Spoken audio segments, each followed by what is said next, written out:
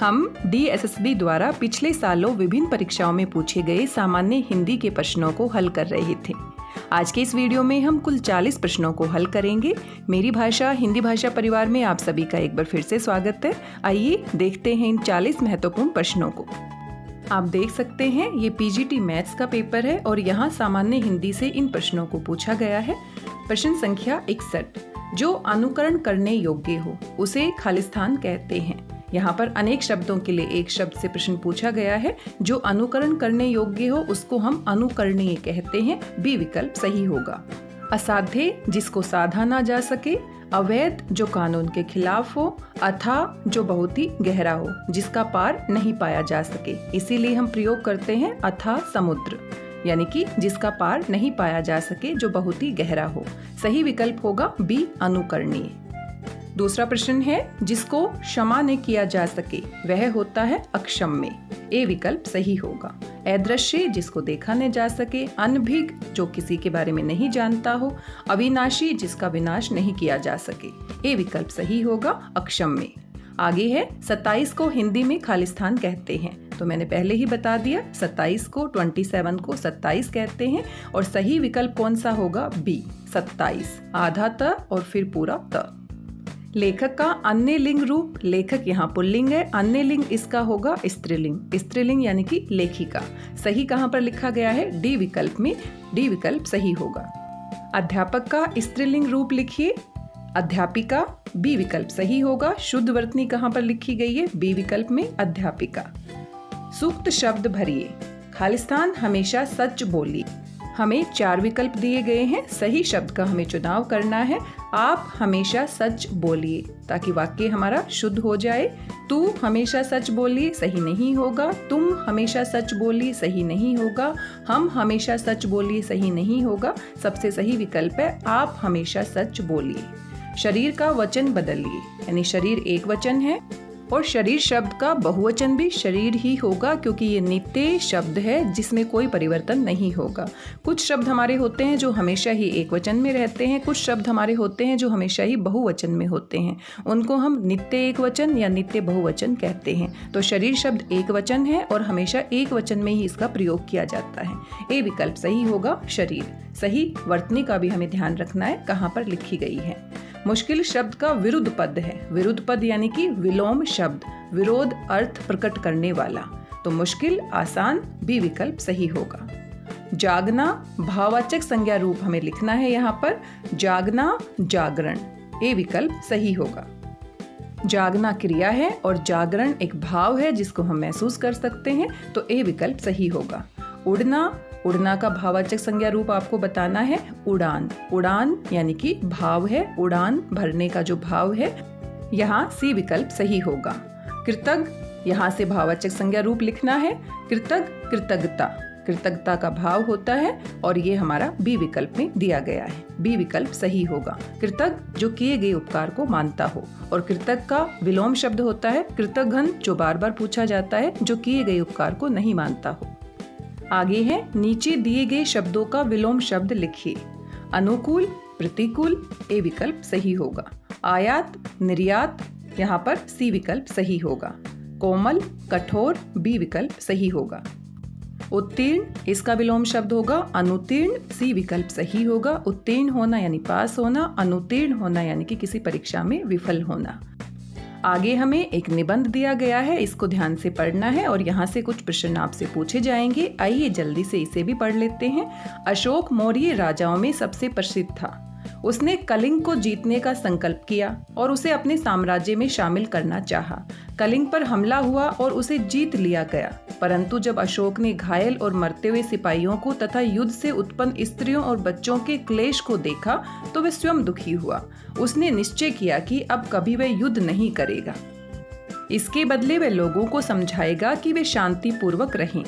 उसके शासनकाल में कलिंग मौर्य राज्य में शामिल होने के बाद अगले 30 वर्षों तक कोई युद्ध नहीं हुआ। भारतीय इतिहास में पहली बार लगभग सारा देश एक शासक के अधीन हुआ। यहाँ पर कलिंग युद्ध के दुष्परिणामों के बारे में बताया गया है और किस तरह से अशोक का हृदय परिवर्तन हुआ, उन्होंने कभी युद्ध न करने की बात कैसे मान ली। यहाँ पर कुछ प्रश्न दिए गए हैं। सबसे पहला प्रश्न पूछा गया है, अशोक खालिस्तान वंश के राजा थे। अभी अभी हमने पढ़ा है मौर्य वंश के राजा थे। युद्ध के बाद अशोक दुखी हुआ। किस युद्ध के बाद अशोक दुखी हुआ? कलिंग युद्ध के बाद अशोक दुखी हुआ। जीत का विलोम शब्द है जीत यानी हार। सी विकल्प सही होगा। नीचे दिए अनेक शब्दों के लिए एक शब्द लिखिए। जिसका आदि न हो यानी अनादि, जिसकी कभी शुरुआत ही ना हो। ए विकल्प सही होगा। साथ पढ़ने वाला सहपाठी। यहाँ सभी विकल्प गलत हैं। सहपाठी इस तरीके से लिखा जाएगा।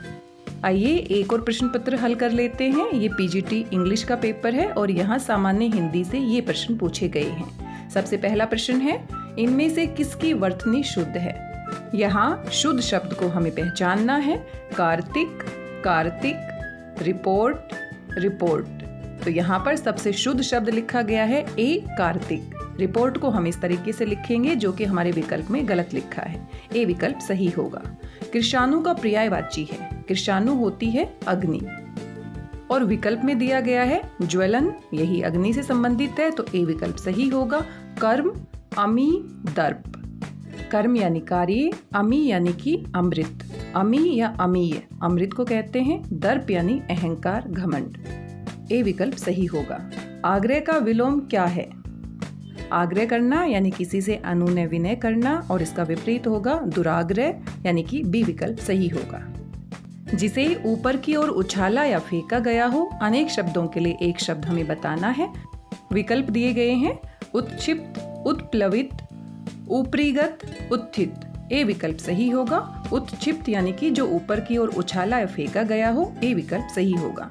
जो कभी नष्ट न हो यानी कि अनश्वर। बी विकल्प सही होगा। आगे है शुद्ध वाक्य का चयन करें। वह देर में सोकर उठता है। वह देर से सोकर उठता है। वह देर को सोकर उठता है। वह देर के सोकर उठता है। शुद्ध वाक्य होगा वह देर से सोकर उठता है। बी विकल्प सही है। अकल के घोड़े दौड़ाना ये मुहावरा है। इसका अर्थ हमें बताना है। अकल के घोड़े दौड़ाना तरह तरह के विचार करना, खोज करना, कठिन कार्य करना, बेवजह दिमाग चलाना। अकल के घोड़े दौड़ाना मुहावरे का अर्थ होता है कल्पना करना यानी तरह तरह के विचार करना। ए विकल्प सही होगा। बेवजह दिमाग चलाना, इसमें हम कंफ्यूज हो सकते हैं, लेकिन सही विकल्प होगा ए, तरह तरह के विचार करना यानी कल्पनाएं करना। मनोरथ का संधि विच्छेद होगा। मनोरथ मन धन रथ यानी विसर्ग संधि है और डी विकल्प सही होगा। मन रथ विसर्ग हमारा ओ की मात्रा में परिवर्तित हो जाएगा। संधि के प्रकार की पहचान करें। यहाँ कुछ प्रश्न दिए गए हैं। इनमें संधि के प्रकार की पहचान करनी है। उत धन नयन, उन नयन, ये कौन सी संधि है? ये हमारी व्यंजन संधि है। ए विकल्प सही होगा। दुशासन, दुष्शासन, ये कौन सी संधि है? विसर्ग संधि है। बी विकल्प सही होगा। सुनंदा बहुत वाचाल है। वाक्य में रेखांकित शब्द का अर्थ है। वाचाल बहुत बोलने वाला होता है। विकल्प दिए गए हैं बहुत बोलने वाली, बहुत मधुर बोलने वाली, बहुत कटु बोलने वाली, अकारण बोलने वाली। तो जानबूझ के दुविधा में डालने के लिए इस तरह के शब्दों का प्रयोग किया है, लेकिन वाचाल का अर्थ होता है सिर्फ बहुत बोलने वाली। मधुर, कटु या अकारण का यहाँ पर कोई संबंध नहीं है। ए विकल्प सही होगा। बहुत बोलने वाली सुनंदा यानी वाचाल है। आगे एक वाक्य दिया गया है, कुछ खाली स्थान है, हमें सही शब्दों का चुनाव करना है और वाक्य को पूरा करना है। उस दिन दोपहर बाद उस विद्यार्थी ने सफाई कर्मी को ढूंढा और कहा, मैं आपके कार्य के लिए आपको धन्यवाद देना चाहता हूँ। यहाँ बी विकल्प सही होगा। पहले रिक्त स्थान में आएगा उस और दूसरे रिक्त स्थान में आएगा को। बी विकल्प सही होगा। हिंदी का संबंध किससे है? सोरसेनी अपभ्रंश, अपभ्रंश, पश्चिम प्राकृत, प्राकृत। हिंदी का सीधा संबंध अपभ्रंश से है। संस्कृत, संस्कृत से पाली, पाली से प्राकृत, प्राकृत से अपभ्रंश और अपभ्रंश से हिंदी का विकास हुआ है। बी विकल्प सही होगा। इनमें से एक प्रत्यय नहीं है। प्रत्यय शब्द के पीछे लगता है और एक नए शब्द का निर्माण करता है। ई हम पीछे लगा सकते हैं, ता हम पीछे लगा सकते हैं, पन हम पीछे लगा सकते हैं, लेकिन अनु हमारा उपसर्ग है जिसको शब्द के आगे लगाया जाता है। जैसे कि नाती, ई प्रत्यय लगा है, सुंदरता, ता प्रत्यय लगा है, बचपन, पन प्रत्यय लगा है और अनुप्रयोग, यह हमारा उपसर्ग है जो कि शब्द के आगे लगा है। तो डी विकल्प सही होगा। असंगंध का तत्सम रूप है। विकल्प दिए गए हैं यष्टिगंध, अश्वगंध, अष्टगंध, अस्थिगंध।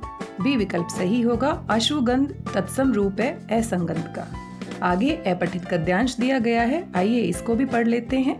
निम्नलिखित अवतरण को ध्यान पूर्वक पढ़ें और उससे संबंधित प्रश्नों के उत्तर दिए गए बहुविकल्पीय उत्तर में से सही विकल्प का चयन करें।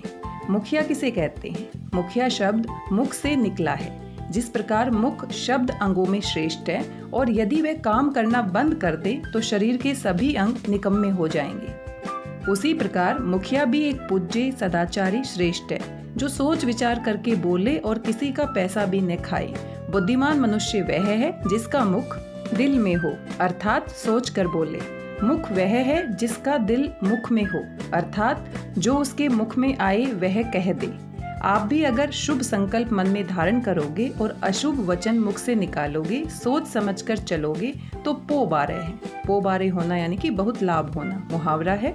आपसे स्वयं ही शुभ कार्य होते रहेंगे, फिर तो आपका बाल भी बाका नहीं होगा। बाल बाका होना फिर से मुहावरा है, यानी आपका कोई नुकसान नहीं कर सकता।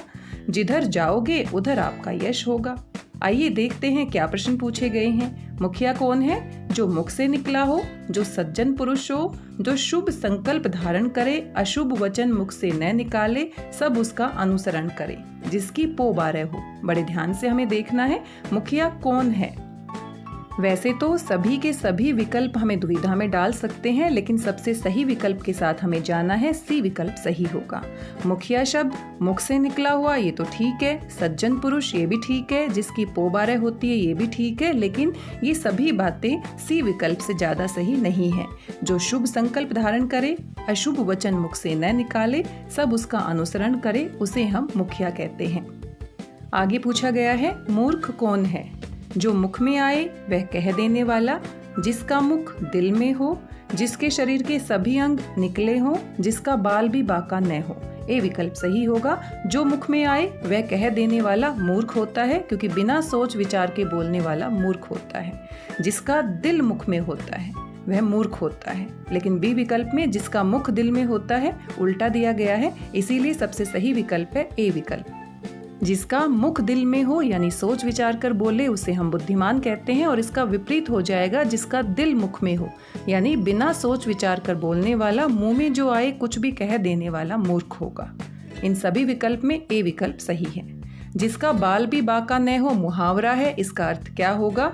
कुछ भी न बिगड़ना, एक बाल भी न टूटना, किसी को आपको कुछ कहने की हिम्मत न हो, देशभक्त। जिसका कुछ भी नहीं बिगड़ता उसको हम बाल भी बाका न होना कहते हैं, यानी ए विकल्प सही होगा। उपरोक्त गद्यांश में निहित एक अन्य मुहावरा। पूरे गद्यांश को जब हमने पढ़ा था तो हमने दो मुहावरे देखे थे।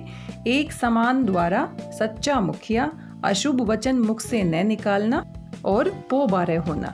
इन सभी में मुहावरा कौन सा है? पो बारह होना यानी बहुत लाभ होना। डी विकल्प सही होगा, जिसको हमने अपने गद्यांश में भी देखा था।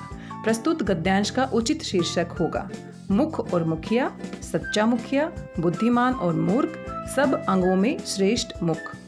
यहाँ हम फिर से दुविधा में पड़ सकते हैं क्योंकि कुछ विकल्प हमें सही लग सकते हैं। मुख और मुखिया नहीं, सच्चा मुखिया। पूरे गद्यांश में जो बताया गया है वो सच्चा मुखिया के बारे में बताया गया है। सच्चा मुखिया क्या होता है, साथ साथ में बुद्धिमान और मूर्ख की भी बातें की गई है। मुख और मुखिया से भी संबंध बताया गया है। सब अंगों में श्रेष्ठ मुख भी बताया गया है। लेकिन गद्यांश का जो शीर्षक होता है वो पूरे गद्यांश के मूल भाव को प्रदर्शित करता है। तो सबसे सही विकल्प के साथ हमें जाना है, हमें परेशान नहीं होना है। बी विकल्प सबसे सही है, सच्चा मुखिया। यहाँ ज़्यादा मुश्किल प्रश्न नहीं पूछे गए हैं, लेकिन हाँ, जल्दबाजी की वजह से हमसे गलतियाँ हो सकती है, इसलिए हमें धैर्य बनाए रखना है और सही तरीके से सभी विकल्पों की जांच करने के बाद ही सही विकल्प के साथ जाना है। इस प्रकार से हमने आज कुल 40 प्रश्नों को हल किया है। आशा करती हूँ आपको प्रश्न पसंद आए होंगे। वीडियो आपको कैसा लगा जरूर बताइएगा। साथ में आप अपना कोई सुझाव देना चाहते हैं या वीडियो में कोई बदलाव चाहते हैं, किस तरीके से आपको आगे करवाया जाए, इसके बारे में आपके बहुमूल्य सुझावों का मैं स्वागत करती हूँ। आप मुझे बता सकते हैं। मैं पूरी कोशिश करूँगी कि आपके सुझावों को मैं अपने अगले वीडियो में अमल कर सकूँ। आज की इस वीडियो में बस इतना ही। मिलते हैं एक नए वीडियो में कुछ और महत्वपूर्ण जानकारी के साथ। तब तक स्वस्थ रहिए, व्यस्त रहिए, मस्त रहिए, खुश होकर पढ़ते रहिए। मेरी भाषा हिंदी भाषा परिवार के साथ जुड़ने के लिए आप सभी का धन्यवाद, बहुत बहुत धन्यवाद।